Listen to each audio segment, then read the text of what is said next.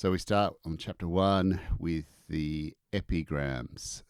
The social universe of Palau, people of the Pacific, is divided into persons who are classed as Kauchad, mutual persons, and those who are simply tier one of them.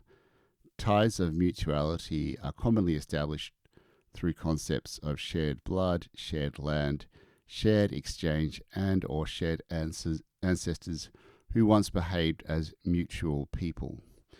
These ties of mutuality are glossed as kinship by English-speaking Palauans.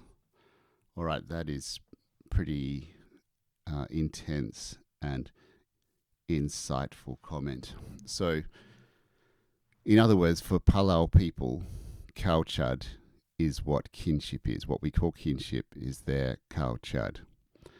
Now, I, as an Australian, see kinship as created through shared blood.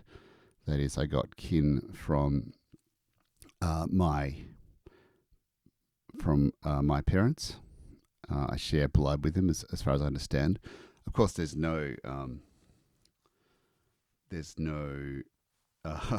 biological reality to that. I do not have one bit of blood in me, I think, that came from my parents, but it's an imagined quality, of course.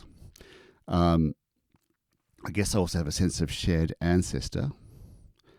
And I certainly think of myself, in a sense, as mutual to them, in a sense that their suffering is my suffering, their joy is also my joy, and vice versa.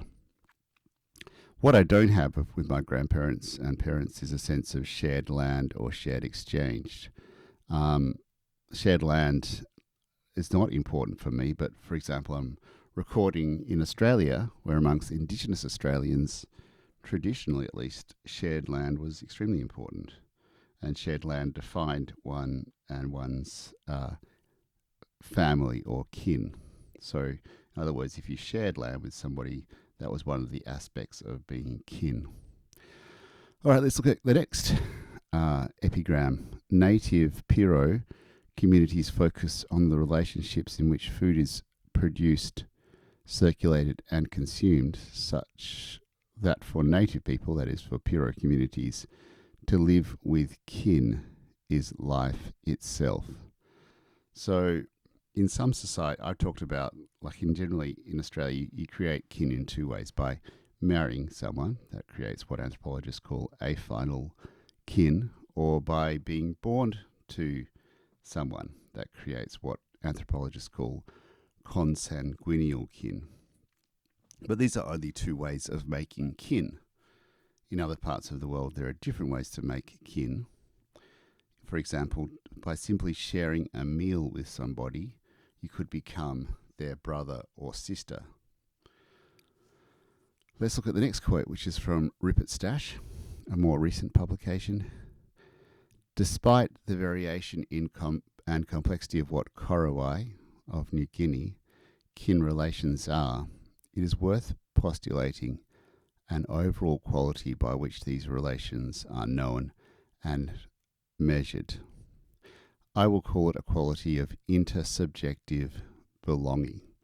So subjectivity, that's what it is to be you.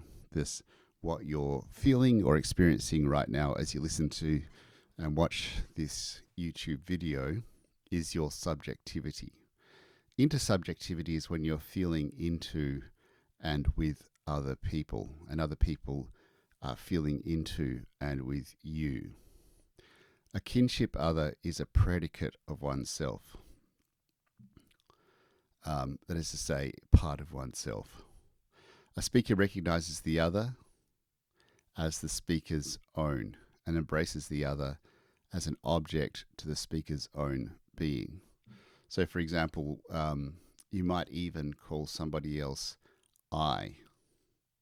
It sounds a bit odd in English, but in other cultural contexts, it might make sense to refer to your grandfather as I, because your grandfather, which I as an English person see as somebody separate to you, is in fact part of you, and similarly, you are part of your grandfather.